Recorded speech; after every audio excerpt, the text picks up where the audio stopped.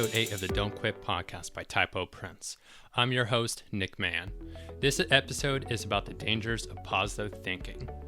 Positive thinking and the pursuit of happiness are the cornerstone of self-improvement. Company cultures have also adopted this as employee happiness leads to customer happiness. This has created a focus on the mission goals. TyypoPrints has also been based on this principle, which is important to discuss the dangers of positive thinking. At first, business leaders taking the step in emotional health for their employees. While this is a good direction, but there's more to positive thinking than it appears to be. This leads to the question, is positively good for us? During performance reviews, critiques and addressing problems can be difficult for employees to hear. Negative thoughts tend to close our focus while removing our options so we don't get stuck in a negativity without a way to continue onward. Encouragements that focus on the positivity in goals and opportunities to improvement that can actually open our minds to other possibilities. A positive mindset can help stable our levels of happiness by using creative thinking. That feeling of happiness can often look past what started it.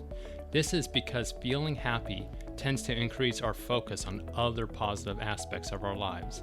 It also allows us to be more confident in taking more risks and less hesitant.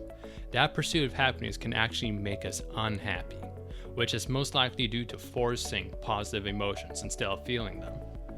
So, should we have less positive thinking? Even though most positive people look like they are succeeding in personal relationships, studies have shown from the Scientific American that less happier people are more successful in personal relationships. By forcing a positive thought into our heads, this actually puts us on edge.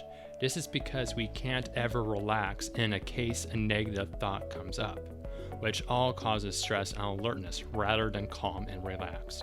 This is also extra harmful if we are surrounded by people that expect us to be positive all the time.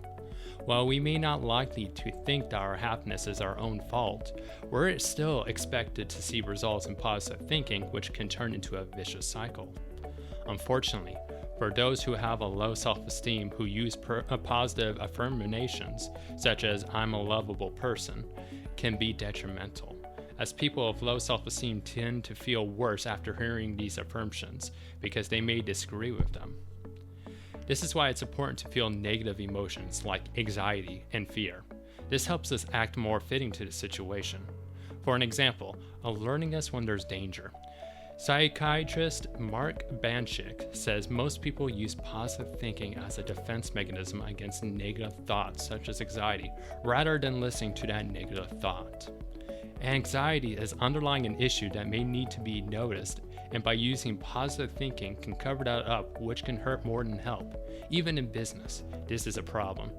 Too much optimism has led to a lot of entrepreneurs to be too careless, which has resulted in a lot of bankruptcies. In some situations, negativity can actually be a positive factor in our performance. Studies have found people who have had bad moods make more effective persuasion arguments than those who are in good moods, as well as improvement in memory and mental accuracy. The chances of negative thinking can be effective in reducing future problems as well, such as imagining worst-case scenarios in advance. This can help us be more prepared in a more effective state of mind when the time arises. Where positive thoughts will have no preparation because they don't see a need to. But of course, too much of a negative thinking is also harmful because it suppresses our immune system, increases stress, and our blood pressure. Finding the balance is what it all comes down to. Finding the balance in positivity and negativity. While being optimistic is important, but we don't want to lose what's realistic and what's not. Psychologist Christopher Peterson calls this the realistic optimism. Instead of focusing on positive thoughts, realistic optimism is what we should hope for the best while preparing for the worst. Stay attentive to what can go wrong and the problems you're experiencing, rather than covering them up or pretending they don't exist. Another piece of advice is to avoid the positive affirmations. If you have low self-esteem, stating the phrase, "I'm confident and I'm smart," can make you feel worse. Even with those who have a high self-esteem, positive affirmations only improve the mood and don't have a lasting effect. Finally, Avoid pushing positive thoughts on your friends, family, and colleagues. When a pessimist uses negative thoughts as a coping mechanism, this can be more positive, unlike forcing positive thinking. So allow yourself and others to experience all emotions to lead to a more healthier life, while being aware of the dangers of positive thinking. Thank you for listening to this episode. I'm Nick Mann, and you just listened to the Don't Quit podcast by TyypoPrints. If you'd like to contact me, send me an email at nick@TyypoPrints.com. That is TYYPO Prints. Also, I encourage you to rate the show on iTunes, Stitcher, YouTube, and share with your friends.